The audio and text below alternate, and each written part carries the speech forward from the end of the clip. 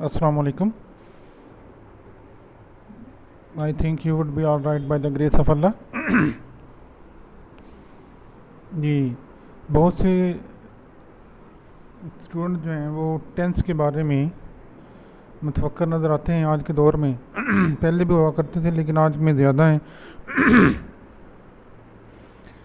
इसके बारे में ज़रा थोड़ा सा सुन लें कि टेंस जो है वो लेटिन वर्ड को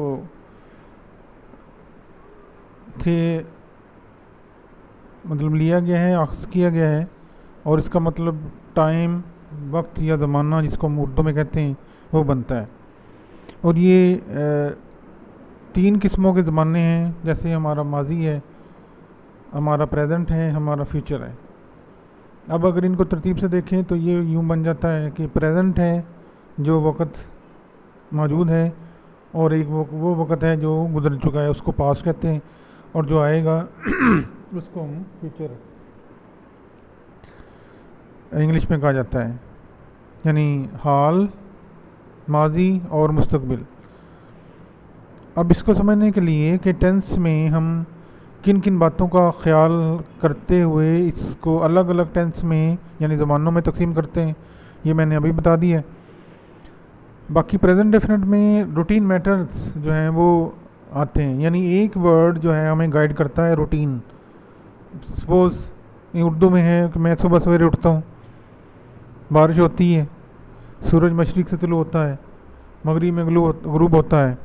इसी तरह और बहुत से काम जो कि रूटीन मैटर में होते हैं, यानी आम मामूलात ज़िंदगी में होते हैं, हम उनको एक्सप्रेस करने के लिए इंग्लिश में प्रेजेंट इंडेफिनिट टेंस, जो पहला टेंस बनता है प्रेजेंट में, उससे उसको डिनोट करते हैं। और एग्जांपल मैंने यहाँ पर लिखी है, में से पहला सेंटेंस इसका बनता है एग्जांपल के तौर पर, मैं टेनिस खेलता हूँ, आई प्ले टेनिस।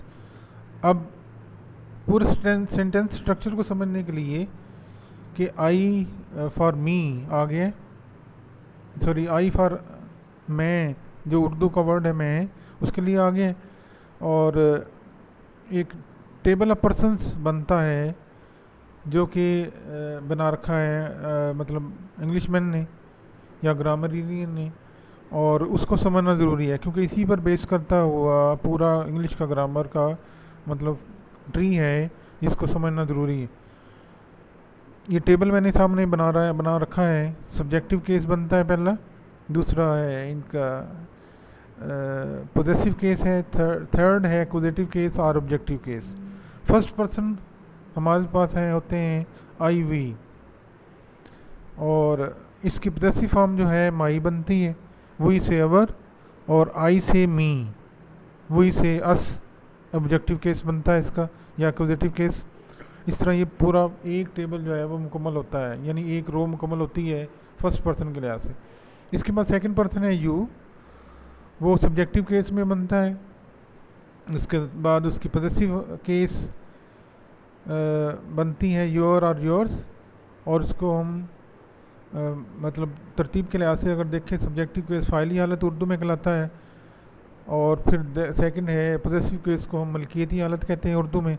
थर्ड जो है एक्विजिटिव केस और ऑब्जेक्टिव केस इंग्लिश में, और मफूली हालत इसको कहते हैं उर्दू में। तो यूँ यू की जो मफूली हालत है यानी ऑब्जेक्टिव केस है या एक्विजिटिव केस, वो भी यू बनता है, यानी फर्स्ट पर्सन और ये सेकंड पर्सन एक ही है, यू जिसको हम कहते हैं।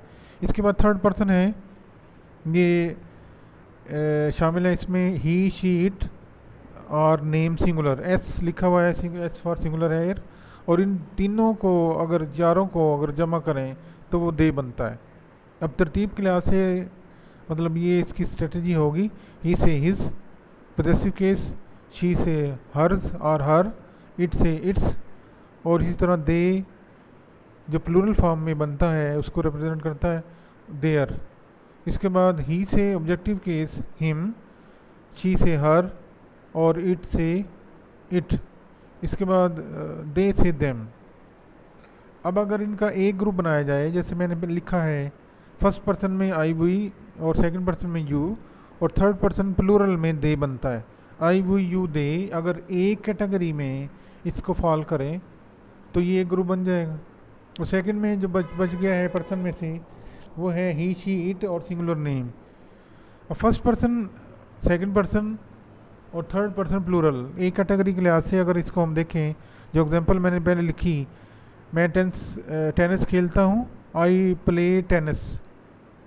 सेंटेंस स्ट्रक्चर ये आता है इंग्लिश के लिहाज से कि हम पहले सब्जेक्ट लिखते हैं, फिर वर्ब लिखते हैं और फिर मफूल या ऑब्जेक्ट लिखते हैं।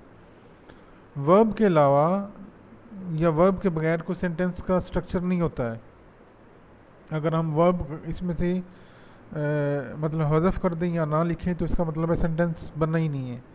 आई टेनिस लिखें तो गलत होगा क्योंकि वर्ब नहीं है। प्ले टेनिस हो सकता है सब्जेक्ट के बगैर, हो सकता है ऑब्जेक्ट अगर ना भी हो, जैसा कि सेंटेंस की बाज़ औक़ात नहीं भी डिमांड होती तो वो भी बन जाता है, लेकिन वर्ब का होना ज़रूरी है। प्ले ध्यान में रखें कि अगर सिर्फ प्ले भी लिखें तो फिर भी सेंटेंस बन जाता है कि खेलो, अगर इसको हम तर्जमा करें। बहरहाल come to the point, I we के लिए, यू दे के लिए हम एक ही फार्मूला रखते हैं, I play tennis, we play tennis, you play tennis, they play tennis. ये अफर्मेटिव सेंटेंस बन गए, यानी subject first form of the verb, उसके बाद ऑब्जेक्ट। अगर इसी कैटेगरी का जिसमें आई वी यू दे बनते हैं, अगर इसको हम नॉट में नेगेटिव सेंस में कन्वर्ट करना चाहते हैं तो इसमें हम एडिशन करते हैं, I do not play football tennis. अगर फुटबॉल का एडिशन करना है तो वो भी हो सकता है, I do not play football. लेकिन सेंटेंस स्ट्रक्चर में थोड़ी तब्दीली ये कि आई के बाद हमें डू नॉट का इजाफा करना पड़ेगा, फिर उसके बाद first form of the verb और फिर ऑब्जेक्ट या कॉम्प्लीमेंट आता है। यानी ये सब के लिए होगा, we do not play football, you do not play football, they do not play football और टेनिस, जो आप लगाना चाहें इसमें। ये एक कैटेगरी जो हमारी पहली बनती है उसके लिए बन जाएगी। ये असूल बन गया है कि हम उसको मेंशन करने के लिए नेगेटिव डू नॉट इस्तेमाल करते हैं, और इसी को इंटरेक्टिव सेंटेंस में कन्वर्ट करने के लिए डू को हम शुरू में ले आते हैं। Do I play football, do I play tennis, do you play tennis, do they play tennis. इस तरह से डू को शुरू में लाएंगे, फिर सेंटेंस की वही अरेंजमेंट रहेगी, सब्जेक्ट आ जाएगा, वर्ब रहेगा और उसके बाद कॉम्प्लीमेंट या ऑब्जेक्ट जो लास्ट में बनता है, और क्वेश्चन एयर पुट करना है, क्वेश्चन मार्क लगाना है। अगर हम इसमें एडिशन करें कि डब्ल्यू फैमिली जिसमें इंटरेक्टिव प्रोनाउन बनता है ये, और एच हाउ से शुरू होने वाला एक वर्ड बनता है, अगर ये शुरू में आ जाते हैं या डिमांड करते हैं सेंटेंस उर्दू में, तुम जैसे है कि तुम टेनिस कहाँ खेलते हो, फिर इसको हम उस वर्ड को जो इंटरेक्टिव प्रोनाउन के तौर पर उर्दू में इस्तेमाल किया गया, हम उसको शुरू में लिखेंगे, उसके बाद डू इस्तेमाल किया जाएगा। Where do you play tennis question mark. और अगर दोनों ही हो, नेगेटिव भी सेंस हो और इंटरेक्टिव भी हो, तो फिर ये होगा where do you not play tennis, where do you not play tennis. अब इस तरह से फर्स्ट कैटेगरी जिसमें आई वी यू दे आ गए, इनमें तीनों जो सेंटेंस की फॉर्म बनती हैं अफर्मेटिव, जिसमें सिर्फ फर्स्ट फॉर्म इस्तेमाल हुई, उसके बाद नेगेटिव सेंस डू नॉट इस्तेमाल किया गया, इसके बाद इंटरेक्टिव में डू, और उसके बाद चौथा जो इसकी काइंड बन जाती है, अगर हम इसको नंबरिंग के लिहाज से देखें, इंटरेक्टिव प्रोनाउन के साथ where do you play tennis और फिर क्वेश्चन मार्क। यानी इस तरह से 4 सेंटेंस बन जाते हैं आमतौर पर इसके। इसके बाद सेकंड कैटेगरी में ही शी इट और सिंगुलर नेम, सलमा है, सपोज अली है, अगर वो सेंटेंस में यूज हो जाते हैं जो मैंने लिखा है एग्जांपल के तौर पर, उसी सेंटेंस को थोड़ा चेंज करके, यानी सब्जेक्ट चेंज किया है, आई से मैंने ही कर दिया है, he plays tennis affirmative sentence होगा, प्लेज इसमें लिखा है वो टेनिस खेलता है या वो टेनिस खेलती है, या नाम अगर आ जाता है तो फिर भी सलमा टेनिस खेलती है, अली टेनिस खेलता है, तो ये सेकंड कैटेगरी में फॉल करेंगे सेंटेंसेस। उनके लिए एक ही असूल इंग्लिश ग्रामेरियन ने मतलब वज़ा किया हुआ है कि इसके वर्ब के साथ एस या ई एस का इजाफा होगा। ही प्लेज टेनिस जैसे मैंने पहले बताया, और शी प्लेज टेनिस होगा, नेम अगर आ जाता है तो Salma plays tennis, Ali plays tennis.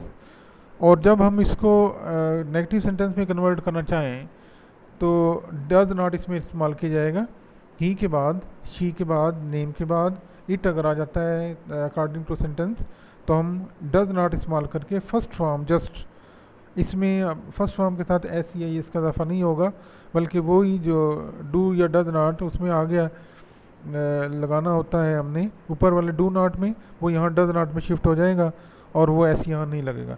इस तरह तमाम के लिए he does not, she does not, Salma does not, Ali does not play tennis या फुटबॉल, जो भी यूज़ करना चाहें गेम। तो ये एक अलग से असूल इसका बन गया, डज नॉट इस्तेमाल होगा। और अगर इसी में इंटरॉगेटिव सेंटेंस आपने बनाना है, क्या वो फुटबॉल टेनिस खेलता है या फुटबॉल खेलता है, तो उसको हम शुरू में लिखेंगे डज ही प्ले टेनिस और football, does she play tennis और football, does Salma play tennis और football, does Ali play tennis और फुटबॉल। यानी इस तरह से इसका नेगेटिव सेंटेंस कन्वर्जन इस तरह से होगी। और अगर इंटरॉगेटिव प्रोनाउन और के साथ अगर इसको कन्वर्ट करें इंटरॉगेटिव सेंटेंस में, तो फिर इसको सपोज़ वो टेनिस कहाँ खेलता है, उर्दू का सेंटेंस है, तो हम इसको चेंज करने के लिए लिखेंगे शुरू में वेयर, शुरू में आ जाएगा where does he play tennis question mark, where does she play tennis question mark, where does Salma play tennis question mark, where does Ali play tennis question mark.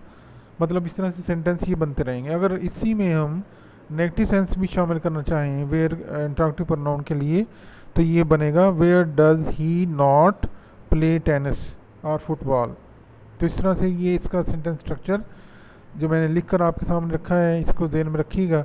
और ये टेबल ऑफ प्रोनाउन जो है, यानी पर्सन जिसको हम कहते हैं, तो वो भी फिंगर टिप्स पर याद होने चाहिए, ताकि इसी बेस पर करता हुआ हमारा पूरा ग्रामर का स्ट्रक्चर बनता है। और बाकी इससे लिंक करती हुई आगे ग्रामर की मुख्तलिफ़ किस्में हैं, जैसे पैसिव है, एक्टिव पैसिव है, और नरेशन है जिसको हम डायरेक्ट इनडायरेक्ट कहते हैं, और फिर बाकी इस्तेमाल जो हैं, यूजेज जो हैं, इसी पर बेस करते हैं। इसको अच्छी तरह से देख लें। अगर कोई क्वेरीज हो तो मुझसे रब्ता कर लें। अल्लाह हाफिज़ जी।